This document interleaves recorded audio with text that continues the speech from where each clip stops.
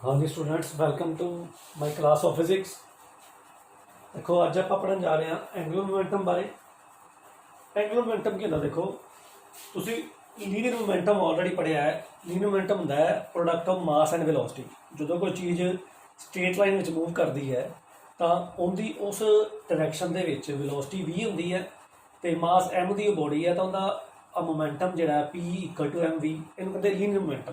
ठीक है, हुण देखो जो चीज़ सर्कुलर पाथ में मूव करती है तो किसी एक्सिस ऑफ रोटेशन जिवें इत्थे आपां दिखाया है इस डायग्राम से, देखो Z एक्सिस है, this is called axis of rotation in this particular case. इनके आले दुआले कोई चीज़ सर्कुलर पाथ में घूमती पई है। ठीक है, हुण देखो इस पॉइंट पर पार्टिकल है मास m का, तो उनकी वेलोसिटी की डायरैक्शन जी हमेशा टेंजेंट के लॉन्ग होंगी है। किसी भी सर्कुलर पाथ से कितने भी टेंजेंट के लॉन्ग वेलोसिटी होंगी है। सो वेलोसिटी इधर होगी तो लीनियर मोमेंटम की डायरैक्शन भी जी है वो इस डायरैक्शन च होगी। ठीक है, सो इत्थे आपां गल करांगे एंगुलर मोमेंटम की। जो भी चीज़ सर्कुलर पाथ च घूमेगी उदों मोमेंटम की जगह की आ जाता एंगुलर मोमेंटम। एंगुलर मोमेंटम की प्रोडक्ट है इस लीनियर मोमेंटम का तो perpendicular distance from the axis of rotation. So r तो इस लीनियर मोमेंटम का जोड़ा प्रोडक्ट है, सो आप कहेंगे angular momentum of a particle about an axis of rotation. आ एक्सिस ऑफ रोटेशन है is defined as the product of linear momentum of the particle and the perpendicular distance of the particle from the axis of rotation। perpendicular distance देखो की है जोड़ा आ angle होगा, ये angle हमेशा 90 degree बनेगा। ठीक है, ये 90 बनेगा क्योंकि यह टेंजेंट दे लॉन्ग है तो आ अपना रेडियस है। ठीक है, सो ये परपेंडिकुलर डिस्टेंस हो जाएगा इनके एक्सिस ऑफ रोटेशन तो। ठीक है, so product of linear momentum and the perpendicular distance of the particle from the axis of rotation। axis of rotation तो perpendicular distance, perpendicular distance है। सो इन्हों दोनों का प्रोडक्ट हो जाएगा लीनियर मोमेंटम। ठीक है, सो आप देखो वैक्टर फॉर्म जो लिखांगे आ बॉडी देखो इत्थे पार्टिकल मास m है। ठीक है, मूविंग विद वेलोसिटी v है, ये सर्कुलर पाथ तो उदों आप वैक्टर फॉर्म जो लिखना होएगा तो आप लिखांगे r क्रॉस p। ठीक है, r क्रॉस p लिखा जाएगा तो इत्थे देखो आ थीटा है, आ थीटा है तो आर तो पी दे आ एंगल बनता है।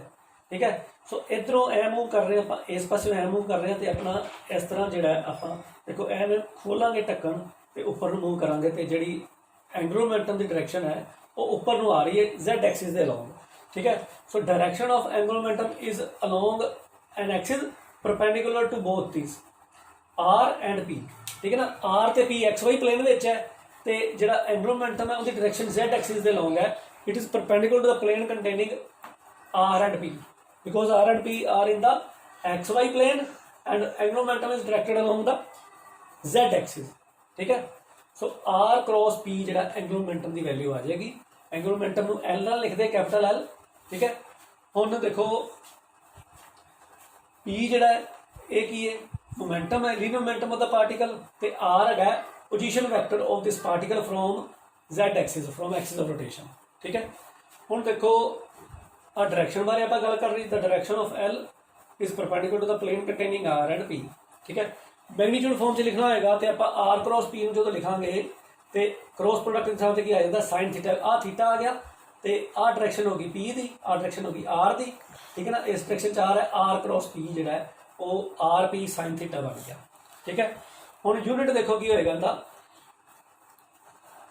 इत्थे देखो इनका यूनिट की बनेगा m मास kg, वेलोसिटी मीटर पर सेकंड, kg मीटर पर सेकंड आ गया, डिस्टेंस है वो मीटर हो जाएगा। सो अपने को kg मीटर पर सेकंड इंटू मीटर, सो kg मीटर पर सेकंड इंटू मीटर, सो ये बन गया kg मीटर स्क्वायर पर सेकंड। ठीक है, तो CGS यूनिट के आप लिखांगे kg के साथ आ जाएगा ग्राम सेंटीमीटर स्क्वायर पर सेकंड। ठीक है, ग्राम सेंटीमीटर स्क्वायर पर सेकंड आ जाएगा CGS सिस्टम के एंगुलर मोमेंटम का यूनिट। ठीक है, हाँ जी देखो न्यूमेरिकल है नाल दा। हुण पहले आप डायमेंशनल फार्मूले की गल कर लीए। डायमेंशनल फार्मूला की बनेगा, देखो R तो P का क्रॉस प्रोडक्ट है तो RP P होंदा है kg का हो गया m मीटर पर सेकंड। ठीक है, नाल ये मल्टीप्लाई हो गया, ठीक है। डिस्टेंस में मल्टीप्लाई कर लाँगे तो इतने आप डिस्टेंस का स्केयर आ जाएगा, ठीक है। सो kg मीटर स्केयर पर सैकेंड, ए डायमेंशनल फार्मूला आ गया एंगुलर मोमेंटम का, ठीक है। kg मीटर पर सैकेंड ये लीनियर मोमेंटम का हो गया, तो डिस्टेंस में मल्टीप्लाई कर लिया। सो डिस्टेंस स्केयर हो जाएगा, इतने एल स्केयर हो जाएगा M L square T minus one. So M1 L2 T minus one, ये डायमेंशनल फार्मूला आ गया। और देखो एक न्यूमेरिकल है, a particle of mass m is moving along a straight line parallel to the x-axis। ਹੁਣ ਦੇਖੋ ਆ ਡਾਇਗਰਾਮ ਦੇ ਵਿੱਚ ਆ x-axis ਹੈ, x-axis ਦੇ ਪੈਰਲਲ ਪਾਰਟੀਕਲ ਮੂਵ ਕਰ ਰਿਹਾ ਹੈ at a distance d with a speed v। distance d ਹੈ x-axis ਤੋਂ ਦੂਰ ਪੈਰਲਲ ਮੂਵ ਕਰ ਰਿਹਾ velocity v ਦੇ ਨਾਲ, ਠੀਕ ਹੈ। find the angular momentum of the particle at time t। t time ਤੇ angular momentum पता करना with respect to the origin। with respect to the origin ਦਾ ਮਤਲਬ ਕੀ ਹੈ ਕਿ ओरिजिन दे लो इस पॉइंट तो मोमेंटम पता करना आप ओरिजिन तो। हुण देखो कि है कि ये डी दूरी ते मूव कर रहा है विद वेलोसिटी वी। हुण जो वी वेलोसिटी नाल मूव कर रहा है तो इत्थे टाइम दिता अपने को टी, तो टी टाइम दे विच इन्ने वी टी दूरी अगे चले जाना है, वेलोसिटी इंटू टाइम दूरी होगी, ठीक है। आ मान लो वी टी है इन्नी दूरी, दिस इज वी टी इन्नी, ठीक है। तो वी टी दूरी चला गया इन टाइम टी। हुण जो इस पॉइंट पर पहुँच गया टी टाइम के बाद, सो इहदे तो इनका वैक्टर बन गया आर। सो पोजीशन वैक्टर इस पॉइंट का बन गया, इन्हों आप पॉइंट के लिख लीए, ठीक है ना। सो के पॉइंट का पोजीशन वैक्टर अपने को आर बन गया। हुण देखो आर के कोऑर्डिनेट्स की होंगे, आर नूं आपां लिखांगे, देखो पहले तो आई कोऑर्डिनेट का की बनेगा, आई कोऑर्डिनेट वी टी बन गया एक्स एक्सिस के long parallel. So we T I, ठीक है ना, एक्स कोऑर्डिनेट जिन्होंने आप लवांगे। इस तरह प्लस वाई कोऑर्डिनेट का वाई एक्सिस के लॉन्ग डी दूरी है, सो डी जे आ गया, ठीक है। प्लस वाई जेड एक्सिस के लॉन्ग का कोई नहीं है, सो जीरो के आ जाएगा, ठीक है। सो आर जिहड़ा है पोजीशन वैक्टर बन गया we T I plus D J, ठीक है। सो ये वैल्यू बन गई आर की। तो आपां हुण देखो पता करना find the angular momentum of the particle at time T with respect to the origin. हुण देखो पार्टिकल का जिहड़ा मास है, वो पार्टिकल का मास दिता एम, तो वेलोसिटी वी नाल मूव कर रहा है, इसलिए आपां इत्थे लिखांगे लीनियर मोमेंटम पार्टिकल का की आ जाएगा मास इंटू वेलोसिटी, ठीक है। सो मास इंटू वेलोसिटी एक इस डायरेक्शन च एक्स एक्सिस वाले पासे है तो आई आ जाएगा इत्थे, ठीक है। सो आपां एम वी आई इत्थे आ जाएगा, आपां इत्थे वैक्टर की थां ते आपां इहनूं ऐ लिख दांगे, ठीक है। मैं इहनूं एवें लिख दूँ तो बाद च इहनूं ऐ लिख दूँ एम वी आई, ठीक है। सो ये उनकी वैल्यू आ गई। हुण आपां एंगुलर मोमेंटम पता करना है। सो आर की वैल्यू अपने को होगी तो पी की होगी, तो आप लिखांगे L is equal to r cross p. R cross p करना तो एल की वैल्यू अपने को आ जाएगी आई जे के। आर दे लिख दो तुसी, आर दे की ने वी टी डी तो जीरो, वी टी डी तो zero, we T D zero. तो इनका सिर्फ आई कंपोनेंट है, एक्स कंपोनेंट है एम वी, बाकी जीरो जीरो, ठीक है। बाकी जीरो जीरो, जे भी जीरो तो के का कंपोनेंट भी जीरो। सो एल की वैल्यू की आ गई अपने को आई, देखो आई के नाल की आ जाएगा this into this minus this into this, zero आ गया, माइनस जे आ ते आ छड़ देंगे, ठीक है। आ ते आ छड़ देंगे, this into this minus this into this, ये भी जीरो आ गया, प्लस के का देखो आ ते आ छड़ देंगे, this into this minus this into this, so minus M V D, ठीक है। सो एल की वैल्यू की आ गई अपने को minus M V D into unit vector के, आ वैल्यू आ गई, ठीक है। सो Z एक्सिस के लॉन्ग की वैल्यू जी आएगी। और देखो फिर वही गल, ये एक्स वाई प्लेन के विच है तो एंगुलर मोमेंटम जो Z डायरेक्शन से लॉन्ग आ गया perpendicular to the plane containing R and P, ठीक है। आर तो पी जिस प्लेन में है वो एक्स वाई प्लेन है, तो डायरेक्शन इधर बाहर आ रही Z एक्सिस के लॉन्ग, क्योंकि के यूनिट वैक्टर आ रहा है नाल, ठीक है। So direction of L is along perpendicular to, ਹੁਣ देखो नैगेटिव दस रहा मतलब ये पिछले पासे है into the plane of the board, ठीक है। नैगेटिव साइन दस रहा into the plane of the board, पिछले पासे होगी, ठीक है, इनकी डायरेक्शन।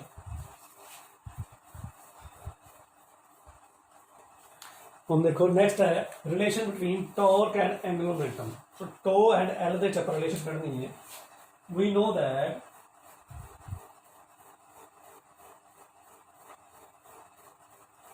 एल की वैल्यू कितनी होगी है आर क्रॉस पी, ठीक है, ये आर क्रॉस पी है। अपन डेरिवेटिव लीए इनका, देखो D L by D T कहिए तो क्या आ जाएगा D by D T of R cross P, ठीक है। सो देखो क्रॉस प्रोडक्ट इत्थे इहनूं आपां प्रोडक्ट रूल लगावांगे डेरिवेटिव का। डेरिवेटिव का प्रोडक्ट रूल की देखो D by D T of M into N हो गए ना, तो की होंदा है first derivative second plus second derivative first, ठीक है। First derivative second plus second derivative first. So इत्थे क्योंकि क्रॉस प्रोडक्ट है आप इन्हां दा ऑर्डर नहीं बदल सकते, आर पहले ही रहेगा तो पी बाद च रहेगा, ऑर्डर नहीं चेंज करना, क्योंकि क्रॉस प्रोडक्ट आपको पता है कि जो आप ए क्रॉस बी लिखा हो तो वो बराबर बी क्रॉस ए नहीं होंदा, ठीक है ना, वो नैगेटिव आ जाता है, ठीक है ना, इतने नैगेटिव साइन आ जाता है। जो क्रॉस प्रोडक्ट आप इनका ऑर्डर चेंज करते हैं तो नैगेटिव साइन आ जाता है, ठीक है ना, तां करके आप इतने ऑर्डर नहीं इनका चेंज करना, इस चीज़ का ख्याल रखना आप, ठीक है। सो इतने आप प्रोडक्ट रूल लगावांगे तो ऑर्डर का भी ख्याल रखना है कि आप इनका ऑर्डर चेंज ना करिए, जिस जगह पे है उवें रखिए। सो आप देखो कि करांगे D L by D T आप कैलकुलेट करना है। D L by D T is equal to first cross product derivative second, ठीक है, प्लस सेकेंड, सेकेंड बाद च रखना है डेरिवेटिव फर्स्ट, डेरिवेटिव फर्स्ट लिख के क्रॉस पी लिखता है, ठीक है। सो सेकेंड, सेकेंड रहना तो खाली है, ठीक है ना, डेरिवेटिव तो बिना रहना है। First derivative second plus second derivative first, क्योंकि आर पहला है उन्होंने पहले लिखना है क्योंकि क्रॉस प्रोडक्ट है, विच क्रॉस का निशान है दोनों बारी देखो, ठीक है, तो विच अपने प्लस का निशान आ गया फार्मूले के लॉ अकॉर्डिंग। हम देखो D L by D t की बन गया अपने को are cross rate of change of momentum की होता है। So d p by D t की हो जाएगा ये फोर्स के बराबर हो जाएगा, ठीक है, तो plus D r by D t की होता है ये वेलोसिटी होती है, वी क्रॉस पी बन गया, ठीक है। So rate of change of momentum में फोर्स के बराबर होता है, d p by D t f हो गया तो d r by D t ये वेलोसिटी होगी, ठीक है। सो अपने को देखो D L by D t की आ गया फिर r cross F plus v cross p. हम देखो वी क्रॉस पी जोड़ा है इनू वी क्रॉस पी लिखांगे एम वी, ठीक है। सो ए d L by D T जोड़ा है ये बन गया आर क्रॉस एफ प्लस इतने मास कॉन्स्टेंट है इनू कॉन्स्टेंट लिखांगे तो अपने को आ जाएगा वी क्रॉस बी, ठीक है, ये वी क्रॉस बी आ गया। So cross product same vectors का v v sine zero zero होता है, इस करके ये जीरो हो जाएगा, ठीक है। इनू वी वी साइन जीरो लिख लाँगे तो ये जीरो हो गया, तो इनका मतलब अपन पता सेम वैक्टर्स का क्रॉस प्रोडक्ट जो है पैरेलल वैक्टर्स का क्रॉस प्रोडक्ट या सेम वैक्टर्स का क्रॉस प्रोडक्ट जीरो होता है, ठीक है।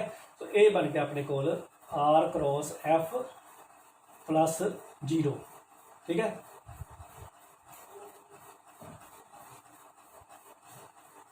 सो आप आर क्रॉस एफ की होता है ये आप अगे पढ़िया टॉक के बराबर है, तो आप लिखांगे d L by D T is equal to torque, ठीक है। So rate of change of momentum is equal to the torque. हुण तुसीं ध्यान दिओ आप जो लीनियर मोशन के गल की सी rate of change of momentum linear momentum is equal to force आया सीगा, हुण एंगुलर मोमेंटम का rate of change of torque के बराबर आता है, ठीक है ना। ਜਿਹੜੀ ਰੋਟੇਸ਼ਨਲ ਮੋਸ਼ਨ ਹੈ ਉਹਦੇ ਵਿੱਚ ਫੋਰਸ ਦਾ ਕਾਊਂਟਰ ਪਾਰਟ ਟੋਰਕ ਹੈ, ਮਤਲਬ ਫੋਰਸ ਦੀ ਥਾਂ ਤੇ ਟੋਰਕ ਲੈ ਲੈਂਦਾ ਹੈ ਤੇ ਲੀਨੀਅਰ ਮੋਮੈਂਟਮ ਦੀ ਥਾਂ ਤੇ ਐਂਗੂਲਰ ਮੋਮੈਂਟਮ ਲੈ ਲੈਂਦਾ ਹੈ। ਠੀਕ ਹੈ, ਤਾਂ ਕਰਕੇ ਉਸੇ ਤਰ੍ਹਾਂ ਦਾ ਰਿਲੇਸ਼ਨ ਹੀ ਆ ਰਿਹਾ। ਦੇਖੋ ਜਿਹੜਾ ਰਿਲੇਸ਼ਨ ਆਪਾਂ ਆ ਲਿਖਿਆ ਹੈ dp/dt = f ਲਿਖਿਆ ਇਹਦੀ ਥਾਂ ਤੇ, ਉਸੇ ਤਰ੍ਹਾਂ ਦਾ ਰਿਲੇਸ਼ਨ ਹੀ ਆ ਰਿਹਾ। ਦੇਖੋ dl/dt = ਟੋਰਕ, ਠੀਕ ਹੈ ਨਾ, ਫੋਰਸ ਦੀ ਥਾਂ ਤੇ ਟੋਰਕ ਆ ਗਿਆ ਤੇ p ਦੀ ਥਾਂ ਤੇ ਕੈਪੀਟਲ L ਆ ਗਿਆ, ਮਤਲਬ ਲੀਨੀਅਰ ਮੋਮੈਂਟਮ ਦੀ ਥਾਂ ਤੇ ਐਂਗੂਲਰ ਮੋਮੈਂਟਮ ਇੱਥੇ ਆ ਗਿਆ ਆਪਣੇ ਕੋਲ। ਠੀਕ ਹੈ, ਸੋ ਇਹ ਰਿਲੇਸ਼ਨ ਆ ਗਿਆ ਆਪਣੇ ਕੋਲ। ਹਾਂਜੀ, ਦੇਖੋ ਨੈਕਸਟ ਆਪਣਾ ਕੁਐਸਚਨ ਇਹਦੇ ਵਿੱਚ ਹੀ ਸਿਸਟਮ ਆਫ ਪਾਰਟੀਕਲਸ ਦੇ ਵਿੱਚ ਟੋਰਕ ਤੇ ਐਂਗੂਲਰ ਮੋਮੈਂਟਮ ਦੇ ਵਿੱਚ ਰਿਲੇਸ਼ਨ। ਠੀਕ ਹੈ, ਆ ਸਿਸਟਮ ਆਫ ਪਾਰਟੀਕਲਸ ਆਪਾਂ ਇੱਥੇ ਡਾਇਗਰਾਮ 'ਚ ਦੇਖ ਰਹੇ ਹਾਂ ਕਿ first particle second up to nth particle ਇੱਕ ਸਿਸਟਮ ਹੈ ਜਿਹਨਾਂ ਦੇ ਪੋਜੀਸ਼ਨ ਵੈਕਟਰ ਜਿਹੜੇ ਹੈਗੇ ਨੇ r1 r2 r3 up to rn ਹੈ। ਠੀਕ ਹੈ, ਸੋ ਇਹਨਾਂ ਪਾਰਟੀਕਲਸ ਦਾ ਮੰਨ ਲਓ ਕਿ ਜਿਹੜਾ ਐਂਗੂਲਰ ਮੋਮੈਂਟਮ ਹੈ ਉਹ L1 L2 L3 up to Ln ਹੈਗਾ ਤੇ ਉਹ ਹੈਗਾ ਅਬਾਊਟ O ਓਰੀਜਨ। ਠੀਕ ਹੈ, ਹਰ ਪਾਰਟੀਕਲ ਦਾ ਵੱਖਰਾ ਐਂਗੂਲਰ ਮੋਮੈਂਟਮ ਹੋਏਗਾ, ਉਹ L1 L2 L2 Ln ਹੈਗਾ ਓਰੀਜਨ ਦੇ ਅਬਾਊਟ, ਤੇ ਸਾਰੇ ਸਿਸਟਮ ਦਾ ਐਂਗੂਲਰ ਮੋਮੈਂਟਮ ਅਬਾਊਟ ਓਰੀਜਨ ਕੀ ਹੋ ਜਾਏਗਾ, ਫਿਰ ਉਹਨੂੰ ਆਪਾਂ ਲਿਖਾਂਗੇ ਕੈਪੀਟਲ L ਨਾਲ। ਸੋ L ਦਾ ਐਂਗੂਲਰ ਮੋਮੈਂਟਮ ਉਹਦਾ ਸਿਸਟਮ ਦਾ ਪਾਰਟੀਕਲਸ ਅਬਾਊਟ O, ਇਹ ਕੀ ਹੋ ਜਾਏਗਾ, ਸਾਰਿਆਂ ਦਾ ਜੋੜ। ਠੀਕ ਹੈ, ਸੋ ਸਾਰਿਆਂ ਦਾ L1 + L2, ਠੀਕ ਹੈ, ਇਹ ਸਾਰਿਆਂ ਦਾ ਜੋੜ ਆ ਜਾਏਗਾ। ਠੀਕ ਹੈ, ਅਪ ਟੂ Ln। ਠੀਕ ਹੈ, ਸੋ ਇਹਨੂੰ ਆਪਾਂ ਲਿਖ ਦਾਂਗੇ summation I = 1 to n sigma Li लिखना। ठीक है, तो Li का मतलब I1 होएगा तो L1 आ जाएगा, 2 होएगा तो प्लस समेशन का मतलब प्लस, सारे प्लस का निशान आई जाना, 2 फिर 3 होएगा 3 फिर n होएगा Ln आ जाएगा। ठीक है, ये समेशन आ गई।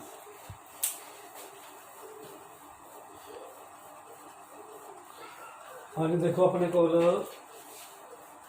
L = sigma I = 1 to n Li n के बराबर हो गया। ठीक है, हम अपन डिफरेंशिएट कर दीजिए,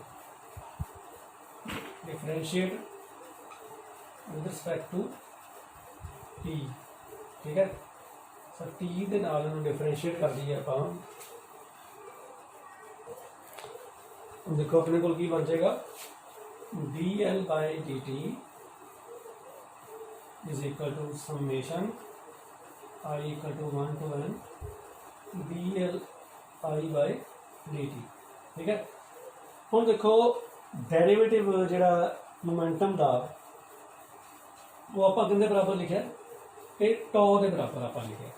ठीक है, सो अपने को dl/dt जिहड़ा है,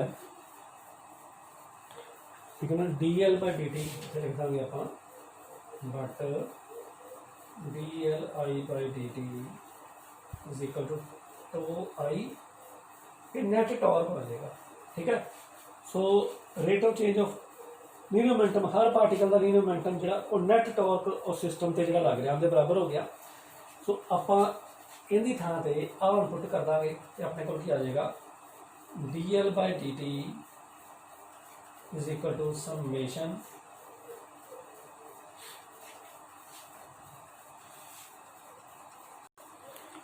I = 1 to n I = 1 to n dl/dt थां ते क्या हो जाएगा, τI नेट। हम देखो टॉ का समेशन की हो जाएगा, एक तो टॉ होगा इंटरनल तो एक होएगा एक्सटर्नल। ठीक है, दो तरह का टॉर्क हो सकता है, एक इंटरनल फोर्स लग सकती है, एक एक्सटर्नल फोर्स लग सकती है। सो फोर्स के कारण ही टॉर्क होता है। ठीक है ना, फोर्स के नाल जो एक्सल रोटेशन तो परपेंडिकुलर डिस्टेंस मल्टीप्लाई होता है तो टॉर्क बनता है, तो आप कहेंगे dl/dt = टॉ एक्सटर्नल प्लस टॉ इंटरनल। ठीक है, सो टॉ एक्सटर्नल ते इंटरनल दोनों मल्टीप्लाई। हुण देखो जिहड़ा इंटरनल टॉर्क है, बट टॉ इंटरनल की आप गल करांगे, वो किसके बराबर होएगा, r × f इंटरनल। ठीक है ना, इंटरनल फोर्स मल्टीप्लाई होगी। ठीक है ना, नैट इंटरनल फोर्स मल्टीप्लाई हो जाएगी, ਤੇ ਜਿਹੜਾ ਐਕਸਟਰਨਲ ਟਾਰਕ ਹੈ, एक्सटर्नल जोड़ा वो आर क्रॉस एफ एक्सटर्नल आ जाएगा, ठीक है। वो एक्सटर्नल फोर्स मल्टीप्लाई होएगी। हम सिस्टम ऑफ पार्टिकल्स के विच इंटरनल फोर्स जी है वो टोटल 0 हो जाती है, बट एफ इंटरनल जी है वो नैट वैल्यू जी होती वो 0 के बराबर हो जाती है। इतने नैट लिख दी है आप, so net value of internal force जी है वो 0 आ जाती है। सो देयर फोर तो इंटरनल जोड़ा है वो 0 आ जाएगा, ठीक है। इंटरनल टॉर्क जो 0 आ जाएगा तो एक्सटर्नल टॉर्क की वैल्यू जी अपने को बचेगी तो आप लिख देंगे B L by D T वो कितने बराबर रह जाएगा, B L by D T. कल एक्सटर्नल टॉर्क इंटरनल 0 हो गया, ठीक है ना। इंटरनल 0 हो गया तो आप लिख देंगे टॉ एक्सटर्नल, ये वैल्यू कितने बराबर आ जाएगी, आर क्रॉस एफ एक्सटर्नल, ठीक है। सो आर क्रॉस एफ एक्सटर्नल के बराबर आ जाएगी इनकी वैल्यू, ठीक है। सो इस रिलेशन तो आ जी अपने को रिलेशन आई, ठीक है ना। सो देयर फोर जी आ रिलेशन है जी टू एक्सटर्नल जोड़ा है, so therefore so D L by D T जोड़ा है वो टू एक्सटर्नल के बराबर आ गया, ठीक है। So rate of change of angular momentum is equal to the external torque acting on the system of particles, ठीक है ना। Rate of change of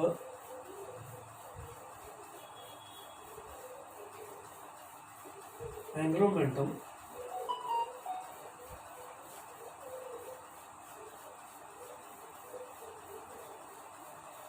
is equal to the external torque acting on the system of particles, ठीक है। So system of particle से लग रहा है external torque जोड़ा है वो rate of change of angular momentum के बराबर होता है एंड पार्टिकल सिस्टम के विच भी, ठीक है। हुण देखो जे एक्सटर्नल फोर्स जी है या एक्सटर्नल टॉर्क जो एक्ट कर रहा है वो 0 है, ठीक है। इफ टो external equal to 0 then D L by D T is equal to 0, ठीक है। तो एक्सटर्नल टॉर्क नहीं लग रहा, ठीक है ना।